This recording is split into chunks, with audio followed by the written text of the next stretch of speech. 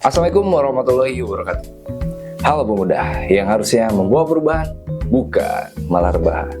Dalam konteks permasalahan memori pada anak muda, fenomena digital amnesia muncul sebagai tantangan yang menonjol untuk anak muda.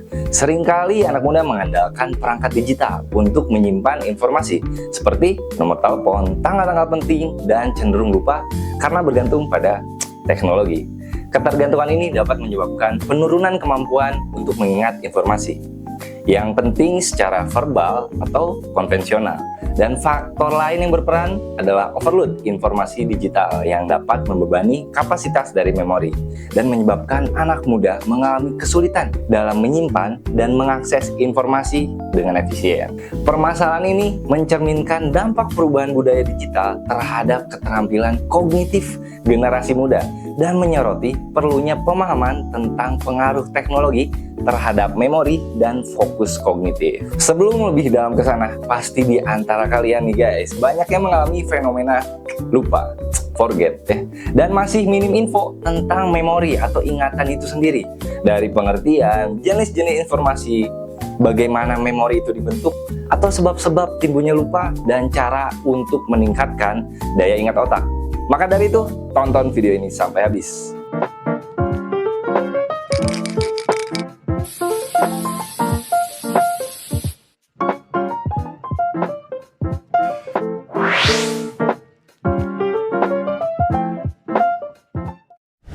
Pengertian memori atau ingatan. Menurut Bruno 1987, memori atau ingatan ialah proses mental yang meliputi pengkodean, penyimpanan, dan pemanggilan kembali informasi dan pengetahuan yang semuanya terpusat di otak.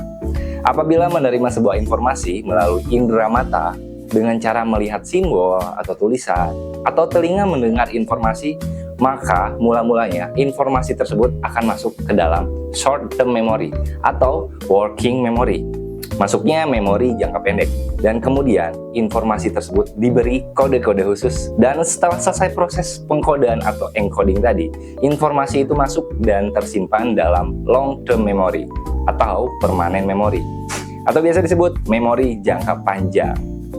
Dan ingatan merupakan suatu proses biologis nih guys, yakni informasi diberi kode dan dipanggil kembali, recall ya. Dan pada dasarnya ingatan adalah sesuatu yang membentuk jati diri manusia dan membedakan manusia dari makhluk hidup lainnya. Ingatan memberi manusia titik-titik rujukan pada masa lalu dan perkiraan vision pada masa depan. Tidak seperti yang umum digunakan. Orang-orang ada yang menyebut tentang bank ingatan atau tempat ingatan atau suatu tempat untuk menyimpan khusus ingatan kita. Tidak seperti itu ternyata. Tidak seperti jantung atau paru-paru. Ingatan bukanlah suatu tempat atau benda yang tunggal. Dan dalam buku Menjadi Pendidik Profesional nih, menjelaskan bahwa ingatan adalah kemampuan rohaniah untuk mencamkan, menyimpan, dan memproduksi kesan-kesan.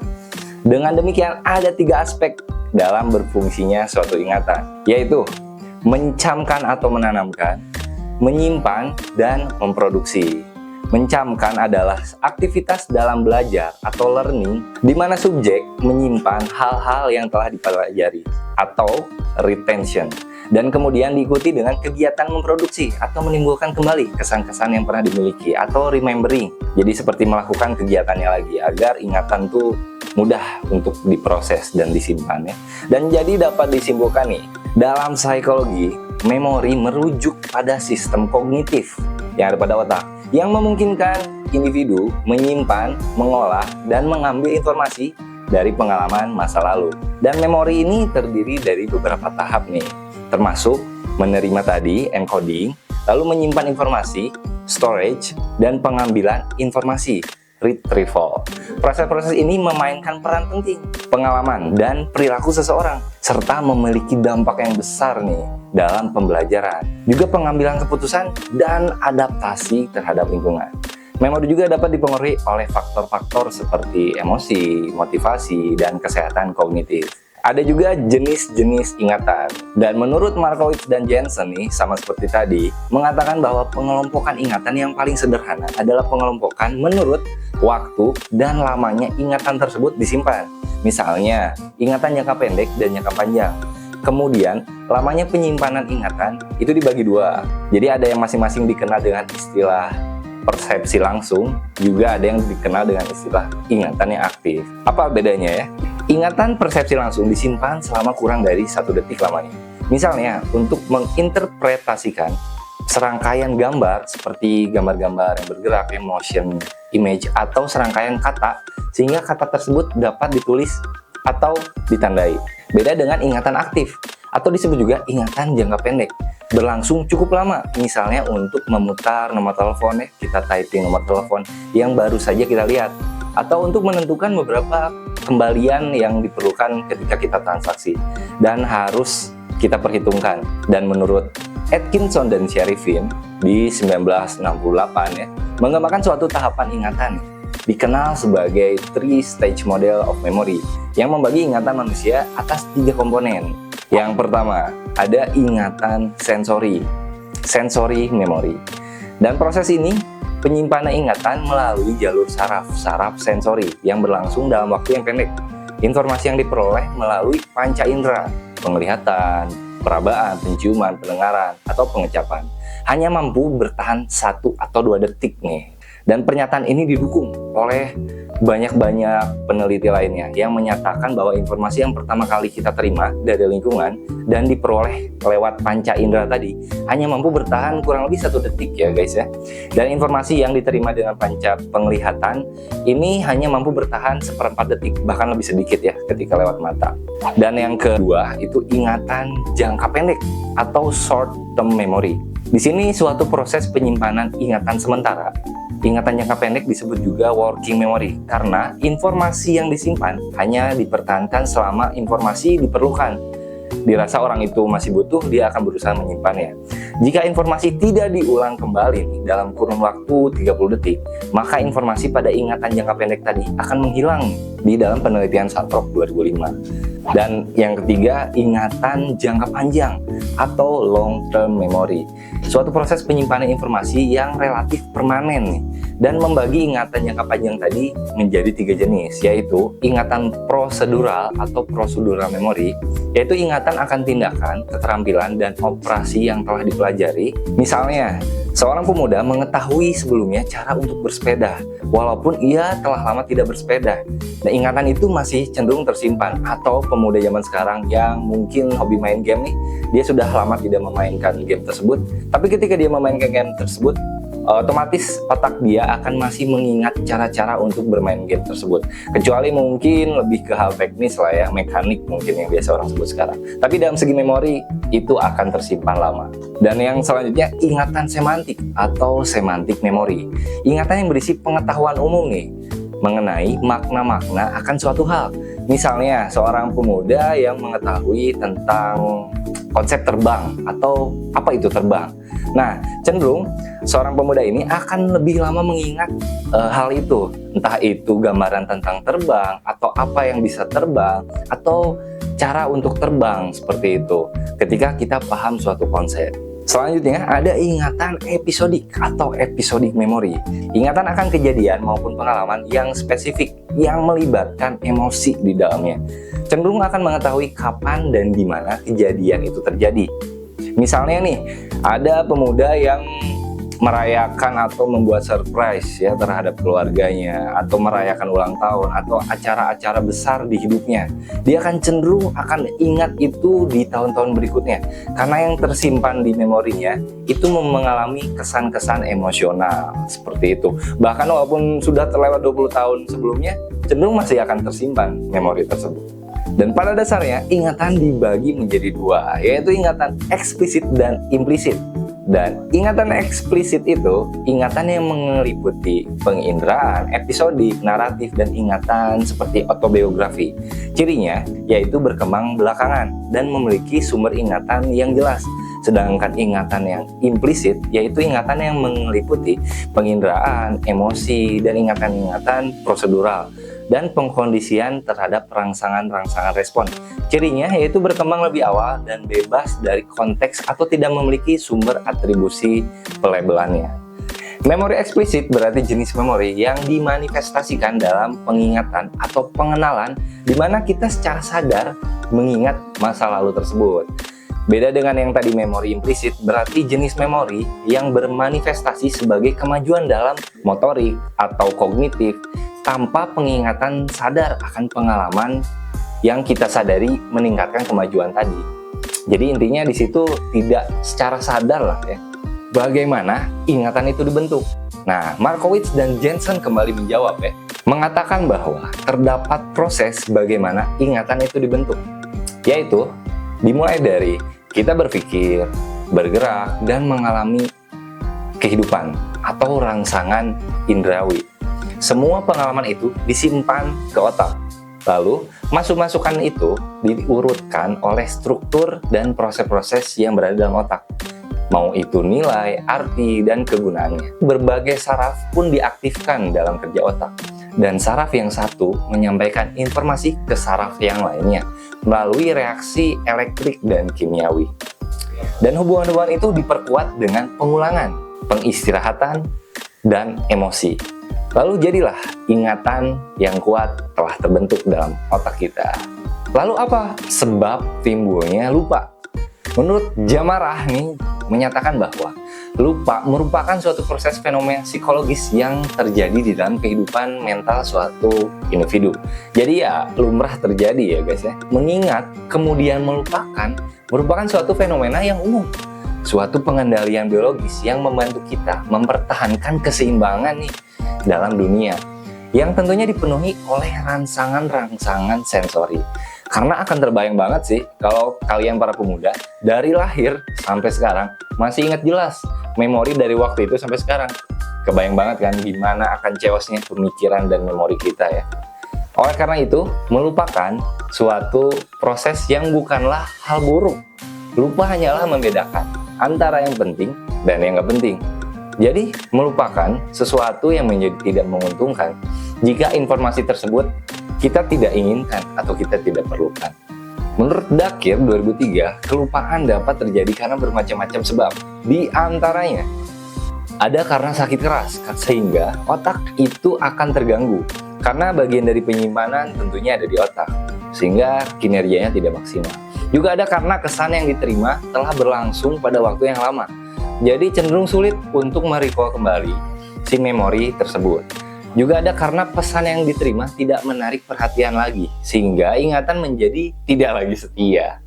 Juga ada karena masuknya tanggapan yang baru, sehingga tanggapan yang lama itu terdesak, atau biasa disebut inhibisi retroaktif.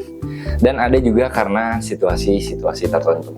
Dan sedangkan menurut Shah, di Jamarah 2008 mengemukakan 4 faktor penyebab lupa itu sendiri.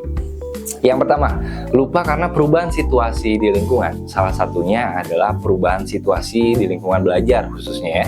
Belajar di sekolah dengan guru dan belajar di rumah dengan orang tua akan memberikan dampak lupa berbeda pada setiap situasi.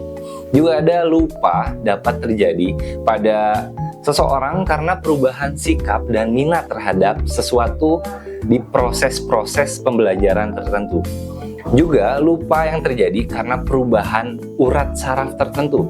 Bisa disebabkan oleh gangguan sistem imun, seperti terserang penyakit, kecanduan alkohol, keracunan, ataupun gegar otak pada suatu individu. Juga lupa karena kerusakan informasi sebelum masuk ke memori, disebabkan oleh tenggang waktu saat penyerapan informasi didapatkan. Dengan proses pengkodean dan transformasi tadi, dalam memori jangka pendek yang dimiliki individu kurang maksimal jadinya.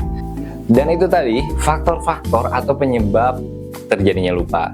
Dan sekarang bagaimana cara meningkatkan daya otak nih pada proses pembelajaran bagi para pemuda.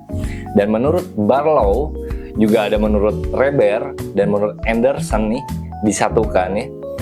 Cara meningkatkan daya ingat adalah sebagai berikut. Yang pertama, overlearning. Overlearning atau belajar yang lebih, artinya upaya belajar yang melebihi batas penguasaan dasar atas materi pelajaran tertentu. Overlearning terjadi apabila respon atau reaksi tertentu muncul setelah seseorang melakukan pembelajaran atas respon tersebut dengan cara yang di luar dari kebiasaannya. Banyak contoh yang dipakai untuk overlearning nih, antara lain pembacaan teks Pancasila pada setiap hari Senin dan Sabtu. Itu memungkinkan ingatan siswa terhadap Pancasila atau materi PPKN tersebut jadi lebih kuat. Juga ada yang disebut dengan extra study time, yaitu tambahan waktu belajar.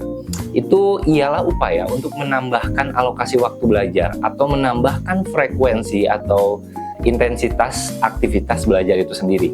Dan penambahan alokasi waktu untuk belajar tersebut berarti orang menambah jam belajarnya. Misalnya dari 1 menjadi 1,5 jam atau sampai 2 jam. Dan penambahan frekuensi belajar tadi berarti orang itu meningkatkan kekerapan belajar di materi-materi tertentu. Misalnya dari sekali sehari menjadi 2 kali sehari. Dan ini kiat yang dipandang cukup strategis dan cukup melindungi memori dari kelupaan. Jadi terbukti ampuh ya untuk meningkatkan pembelajaran tadi. Dan yang selanjutnya ada dengan cara mnemonic device atau muslihat memori. Yang sering disebut dengan mnemonic itu berarti kiat khusus yang dijadikan semacam clickbait atau alat pengait untuk memasukkan item-item informasi ke sistem akal atau daya ingat seseorang. Muslihat mnemonic ini banyak jenisnya atau banyak contohnya. Tetapi yang paling menonjol aku sebut ini satu-satu ya. Yang salah satunya itu rima atau ritme, sajak yang dibuat sedemikian rupa yang isinya terdiri atas kata dan istilah yang harus diingat oleh seseorang. Dan sajak ini akan lebih baik berpengaruh apabila diberi not-not atau penekanan terkhusus sehingga dapat dengan mudah diingat atau dinyanyikan. Contohnya ada nyanyian-nyanyian anak TK yang berisi pesan-pesan moral dan dapat diambil sebagai contoh untuk menyusun mnemonik tadi.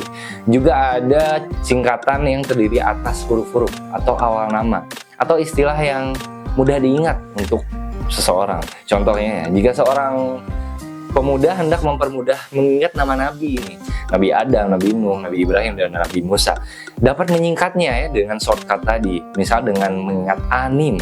Di sana ada huruf A, N, I, dan M. Jadi lebih mudah untuk mengingat nama-nama nabi tadi. Juga ada dengan sistem kata pasak atau Pig Word System, yaitu sejenis teknik mnemonik yang menggunakan komponen-komponen yang sebelumnya telah dikuasai sebagai pengingat memori yang baru. Dan kata komponen ini dibentuk berpasang-pasangan, misalnya merah saga, panas api, atau hijau lumut, atau yang sekarang lagi musim mungkin cogil ya cegil. Dan kata-kata ini berguna untuk mengingat kata atau istilah yang memiliki kesamaan watak, kesamaan sifat atau kesamaan warna, atau sinonim selanjutnya. Juga ada metode loci atau method of loci, kiat mnemonik yang menggunakan tempat-tempat khusus dan terkenal sebagai sarana penempatan kata dan istilah tertentu yang harus diingat. Kata loci sendiri terdapat dari jamak dari kata locus ya, yang artinya tempat. Dalam hal ini, nama-nama kota, jalan, dan gedung-gedung terkenal dapat dipakai untuk menempatkan kata dan istilah yang kurang lebih relevan dalam arti memiliki kemiripan dalam ciri dan keadaannya. Dan contohnya pasti sering kita jumpai. Misalnya ibu kota Amerika Serikat untuk mengingat nama presiden pertama, George Washington. Dan juga ada gedung bundar untuk mengingat nama Jaksa Agung di Indonesia. Juga ada kalau di Bandung itu sendiri ya, Monumen Bandung Lautan Api yang ada di Tegalega, yang mengingatkan akan peristiwa bersejarah terbentuknya nama kota Bandung itu sendiri. Juga ada Jalan Asia Afrika untuk mengingat konferensi Asia Afrika itu sendiri. Dan untuk penerapannya, kita bisa berpergian ke sana, ke tempat-tempat tersebut, agar jadi lebih penerapan memori yang lebih panjang. Ada dari buku Psikologi Umum untuk meningkatkan daya ingat. Ada beberapa cara yang bisa kita pemuda untuk lakukan.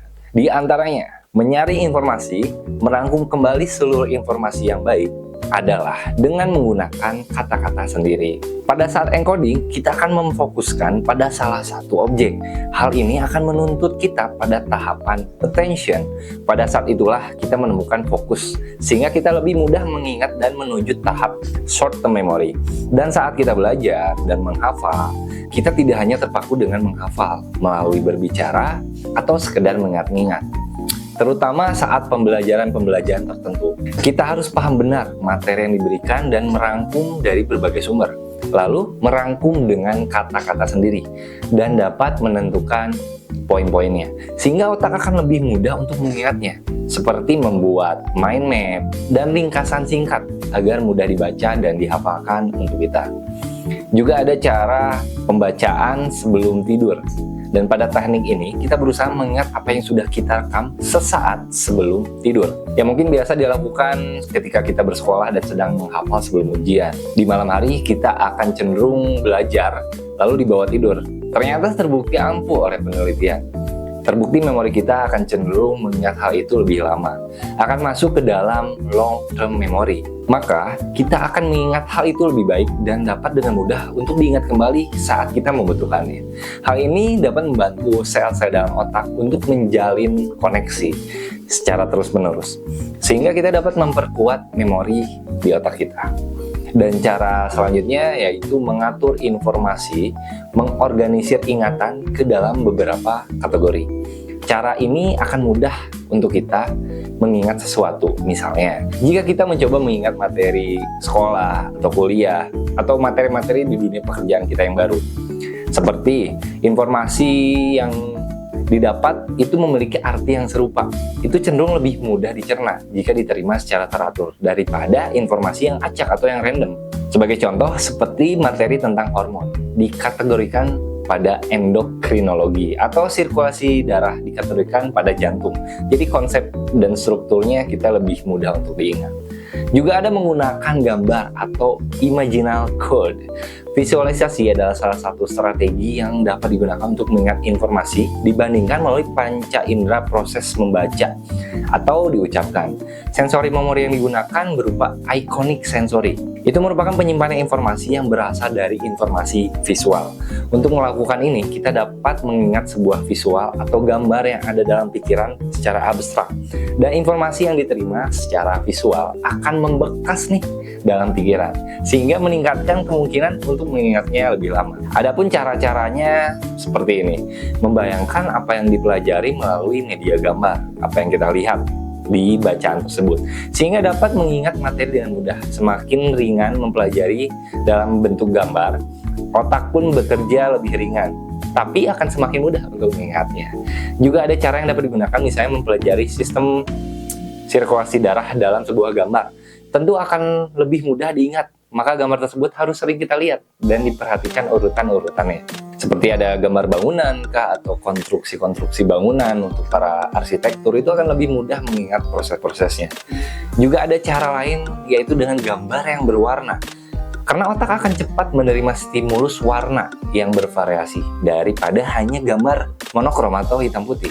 Hal tersebut dapat merangsang otak untuk lebih cepat mengingat. Dan cara selanjutnya itu aktif belajar sebagai salah satu cara mempertahankan memori. Kita setelah belajar itu mengajarkan ilmu tersebut kepada teman-teman kita. Caranya seperti dengan melakukan kegiatan biasa saja, diskusi atau nongkrong-nongkrong, ngobrol-ngobrol. Kemudian kita menjelaskan materi yang kita tahu, yang kita dapat dengan teman-teman tongkrongan atau sahabat-sahabat kita atau lingkungan-lingkungan keluarga kita. Dengan begitu, kita akan melakukan pengulangan terhadap materi yang sudah masuk ke memori kita. Dan semakin sering kita melakukan pengulangan terhadap materi tersebut, kita akan semakin hafal terhadap materi tersebut. Karena materi itu sudah masuk ke dalam long term memory. Proses itu disebut sebagai rehearsal atau pengulangan. Sering meninjau ulang informasi kunci atau keyword. Untuk retensi memori dengan cara sering meninjau ulang catatan dan bahan pembelajaran mingguan tadi melalui review-review yang berulang. Kalian akan mempunyai informasi yang lebih efektif untuk dipelajari. Contohnya nih, saat pemberian materi, saat pendapatan materi, kalian pasti sudah mencatat materi tersebut. Sebaliknya, catat tersebut, kalian ulang kembali, tinjau kembali, dan tulis poin-poin penting. Maka akan lebih mudah dipahami, dan juga akan mudah disampaikan kembali. Prosesnya seperti pengulangan materi, rehearsal tadi, lalu memperkuat memori, dan masuklah ke long term memory. Dan berikut cara yang terakhir, yaitu menggunakan akronim untuk mengingat lebih mudah dan menghafal materi dengan lebih mudah dengan menggunakan singkatan ketika menghafal suatu fakta, data, atau materi. Setiap huruf mewakili sebuah kata dalam kalimat yang terpisah. Kenapa menggunakan akronim lebih mudah untuk kita? Karena pada short term memory tadi, daya simpan di memori mungkin hanya 2-5 item dengan jeda beberapa detik. Tapi untuk orang yang punya daya ingat yang lebih kuat, bisa menyimpan sampai 7 item dengan jeda beberapa detik. Oleh karena itu, dengan menggunakan akronim yang lebih singkat dari kata tadi, dan item yang dimasukkan ke memori kita, itu akan lebih sedikit dan sangat mudah untuk dihafal. Apalagi, kita membuat akronimnya itu dengan kata-kata yang sering kita dengar. Contohnya yang begitu familiar atau mungkin kita semua pernah mengalaminya, yaitu menghafal warna dari pelangi yang biasa disebut meiji, kuhi, biniu, merah, jingga, kuning, hijau, biru, ungu. So, begitu tadi menurut psikologi umum tentang meningkatkan daya ingat. Jadi nggak boleh diremehin ya. Penting banget buat anak muda untuk melatih ingatan dalam otaknya. Makin lama zaman, makin cepat informasi mudah banget kita terima. Dan hidup juga seakan-akan makin kompleks dan makin ribet. Jadi bisa dibilang skill mengingat dan mengelola informasi tadi yang masuk ke otak kita adalah kunci dari kesuksesan. Key of the success. Dengan rajin latihan daya ingat otak kita, membuat seakan memberikan anak muda sebagai senjata untuk menghadapi masalah-masalah di masa depan dengan lebih pede dan optimis. Ini nggak cuma soal menghafal dan belajar, tapi juga bikin otak kita jadi lebih kritis, kreatif, dan memperkuat mental. Dengan fokus latihan daya ingat otak tadi, kita membantu menciptakan generasi yang nggak cuma pintar di sekolah, juga berdampak bagi lingkungan, dan juga siap menghadapi perubahan untuk menemukan solusi yang baru di zaman yang terus berkembang ini. Oke, that's all I think enough untuk video kali ini. Bisa kalian like video ini kalau kalian suka, dan subscribe kalau nggak mau ketinggalan video menarik selanjutnya. Kita akan update di tiap minggu. Dan kalau ada request next konten bahas apa, taruh aja di kolom komentar. Juga kalian boleh share video ini ke teman-teman, sahabat, kolega, kerabat, keluarga, bestie ya, tongkrongers lainnya. Atau kalian share ke teman kalian yang hobinya cuma rebahan. Oke, aku Jimbo beserta tim Saksi Pemuda pamit undur diri. Wassalamualaikum warahmatullahi wabarakatuh. Halo pemuda yang harusnya membawa perubahan, bukan malah rebahan.